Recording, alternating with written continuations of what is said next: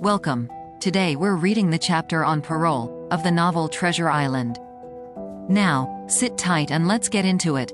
I was wakened indeed, we were all wakened, for I could see even the sentinel shake himself together from where he had fallen against the doorpost by a clear, hearty voice hailing us from the margin of the wood. "Blockhouse, ahoy!" It cried. "Here's the doctor." And the doctor it was. Although I was glad to hear the sound, yet my gladness was not without admixture. I remembered with confusion my insubordinate and stealthy conduct, and when I saw where it had brought me among what companions and surrounded by what dangers, I felt ashamed to look him in the face. He must have risen in the dark, for the day had hardly come, and when I ran to a loophole and looked out, I saw him standing, like silver once before, up to the mid-leg in creeping vapor. "You, doctor, top o' the morning to you, sir," cried Silver, broad awake and beaming with good nature in a moment. "Bright and early, to be sure, and it's the early bird, as the saying goes, that gets the rations. George, shake up your timbers, son, and help Dr. Livesey over the ship's side. All are doing well, your patience was all well and merry." So he patted on, standing on the hilltop, with his crutch under his elbow, and one hand upon the side of the log house, quite the old John in voice, manner, and expression. "We've quite a surprise for you, too, sir," he continued. "We've a little stranger here, he, a new boarder and lodger, sir, and looking fit and taut as a fiddle. Slept, like a supercargo, he did, right alongside of John stem to stem we was, all night." Dr. Livesey was by this time across the stockade and pretty near the cook, and I could hear the alteration in his voice as he said, "Not Jim?" "The very same Jim as ever was," says Silver. The doctor stopped outright, although he did not speak, and it was some seconds before he seemed able to move on. Well, he said at last, "duty first and pleasure afterwards, as you might have said yourself, Silver. Let us overhaul these patients of yours." A moment afterwards he had entered the blockhouse, and, with one grim nod to me, proceeded with his work among the sick. He seemed under no apprehension, though he must have known that his life, among these treacherous demons, depended on a hair, and he rattled on to his patients as if he were paying an ordinary professional visit in a quiet English family.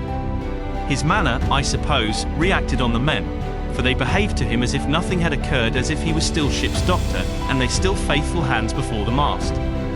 "You're doing well, my friend," he said to the fellow with the bandaged head, "and if ever any person had a close shave, it was you. Your head must be as hard as iron. Well, George, how goes it? You're a pretty colour, certainly. Why, your liver, man, is upside down. Did you take that medicine? Did he take that medicine, men?" Aye, sir, he took it sure enough," returned Morgan. "Because, you see, since I am mutineer's doctor, or prison doctor, as I prefer to call it," says Dr. Livesey, in his pleasantest way, "I make it a point of honour not to lose a man for King George, God bless him, and the gallows." The rogues looked at each other, but swallowed the home thrust in silence. "Dick don't feel well, sir," said one. "Don't he?" replied the doctor. "Well, step up here, Dick, and let me see your tongue." "No, I should be surprised if he did. The man's tongue is fit to frighten the French." "Another fever. Ah, there," said Morgan, "that comrade of spiling Bibles." "That comrade, as you call it, of being arrant asses," retorted the doctor, "and not having sense enough to know honest air from poison, and the dry land from a vile, pestiferous slough. I think it most probable, though, of course, it's only an opinion, that you'll all have the deuce to pay before you get that malaria out of your systems. Camp in a bog, would you? Silver, I'm surprised at you. You're less of a fool than many, take you all round, but you don't appear to me to have the rudiments of a notion of the rules of health. Well," he added, after he had dosed them round, and they had taken his prescriptions, with really laughable humility, more like charity school children than blood-guilty mutineers and pirates, "well, that's done for today. And now I should wish to have a talk with that boy, please." And he nodded his head in my direction carelessly. George Merry was at the door, spitting and spluttering over some bad-tasted medicine, but at the first word of the doctor's proposal he swung round with a deep flush, and cried, "No," and swore. Silver struck the barrel with his open hand. "See lens," he roared, and looked about him positively like a lion. "Doctor," he went on, in his usual tones, "I was thinking of that, knowing as how you had a fancy for the boy. We're all humbly grateful for your kindness, and, as you see, puts faith in you, and takes the drugs down like that much grog. And I take it I've found a way as'll suit all. Hawkins, will you give me your word of honor as a young gentleman, for a young gentleman you are, although poor born, your word of honor not to slip your cable? I readily gave the pledge required. Then, Doctor, said Silver, you just step outside that stockade, and once you're there, I'll bring the boy down on the inside, and I reckon you can yarn through the spars. Good day to you, sir, and all our duties to the Squire and Captain Smollett. The explosion of disapproval, which nothing but Silver's black looks had restrained, broke out immediately the doctor had left the house. Silver was roundly accused of playing double, of trying to make a separate peace for himself, of sacrificing the interests of his accomplices and victims, and, in one word, of the identical, exact thing that he was doing. It seemed to me so obvious, in this case, that I could not imagine how he was to turn their anger. But he was twice the man the rest were, and his last night's victory had given him a huge preponderance on their minds. He called them all the fools and dolts you can imagine, said it was necessary I should talk to the doctor, fluttered the chart in their faces, asked them if they could afford to break the treaty the very day they were bound at treasure hunting. No, by thunder, he cried, it's us must break the treaty when the time comes. Until then I'll gammon that doctor, if I have to oil his boots with brandy. And then he bade them get the fire lit, and stalked out upon his crutch, with his hand on my shoulder, leaving them in a disarray, and silenced by his volubility rather than convinced. Slow, lad, slow, he said. They might round upon us in a twinkle of an eye if we were seen to hurry. Very deliberately, then, did we advance across the sand to where the doctor awaited us on the other side of the stockade, and as soon as we were within easy speaking distance, Silver stopped. You'll make a note of this here also, Doctor, said he, and the boy'll tell you how I saved his life, and were deposed for it, too, and you may lay to that. Doctor, when a man steering as near to the wind as me playing chuck farthing with the last breath in his body, like you wouldn't think it too much, mayhap, to give him one good word. You'll please bear in mind it's not my life only now, it's that boy's into the bargain, and you'll speak me fair, Doctor, and give me a bit o' hope to go on, for the sake of mercy. Silver was a changed man. Once he was out there and had his back to his friends in the blockhouse. His cheeks seemed to have fallen in, his voice trembled. Never was a soul more dead in earnest. Why, John, you're not afraid? Asked Dr. Livesey. Doctor, I'm no coward. No, not so much. And he snapped his fingers. If I was, I wouldn't say it.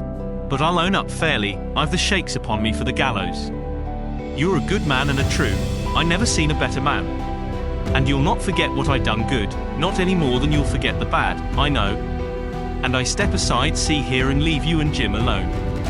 And you'll put that down for me, too, for it's a long stretch. Is that?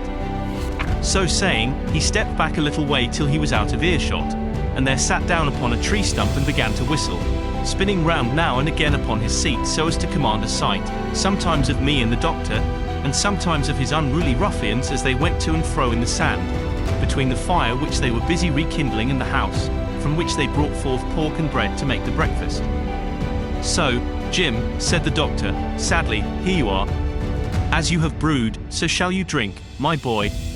Heaven knows I cannot find it in my heart to blame you.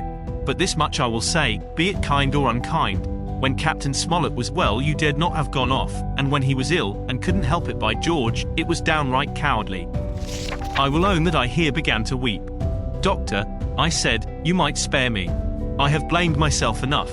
My life's forfeit anyway, and I should have been dead now if Silver hadn't stood for me. And, Doctor, believe this, I can die, and I dare say I deserve it, but what I fear is torture.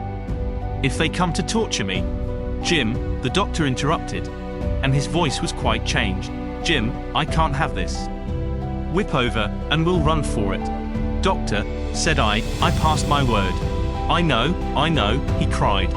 We can't help that, Jim, now. I'll take it on my shoulders, holus bolus, blame and shame, my boy, but stay here, I cannot let you. Jump. One jump and you're out, and we'll run for it like antelopes. No, I replied, you know right well you wouldn't do the thing yourself. Neither you, nor Squire, nor Captain, and no more will I. Silver trusted me. I passed my word, and back I go. But, Doctor, you did not let me finish. If they come to torture me, I might let slip a word of where the ship is. For I got the ship, part by luck and part by risking, and she lies in North Inlet, on the southern beach, and just below high water. At half-tide she must be high and dry. The ship, exclaimed the doctor. Rapidly I described to him my adventures, and he heard me out in silence. There's a kind of fate in this, he observed, when I had done. Every step it's you that save our lives, and do you suppose by any chance that we are going to let you lose yours? That would be a poor return, my boy. You found out the plot. You found Ben Gunn the best deed that ever you did, or will do, though you live to 90. Oh, by Jupiter! And talking of Ben Gunn, why, this is the mischief in person. Silver, he cried, Silver. I'll give you a piece of advice, he continued, as the cook drew near again. Don't you be in any great hurry after that treasure. Why, sir, I do my possible, which that ain't, said Silver. I can only, asking your pardon, save my life and the boys by seeking for that treasure. And you may lay to that. Well, Silver, replied the doctor, if that is so, I'll go one step farther. Look out for squalls when you find it. Sir, said Silver, as between man and man, that's too much and too little. What you're after, why you left the blockhouse, why you've given me that there chart, I don't know, now, do I? And yet I done your bidding with my eyes shut and never a word of hope. But no, this here's too much. If you won't tell me what you mean plain out, just say so, and I'll leave the helm. No, said the doctor, musingly, I've no right to say more. It's not my secret, you see, Silver, or, I give you my word, I'd tell it you. But I'll go as far with you as I dare go, and a step beyond, for I'll have my wig sorted by the captain, or I'm mistaken. And first, I'll give you a bit of hope. Silver, if we both get out alive out of this wolf trap, I'll do my best to save you, short of perjury. Silver's face was radiant. You couldn't say more, I am sure, sir, not if you was my mother, he cried. Well, that's my first concession, added the doctor. My second is a piece of advice. Keep the boy close beside you, and when you need help, halloo. I'm off to seek it for you, and that itself will show you if I speak at random. Goodbye, Jim. And Dr. Livesey shook hands with me through the stockade, nodded to Silver, and set off at a brisk pace into the wood. Did you enjoy today's chapter of Treasure Island? Why not subscribe and ring the bell?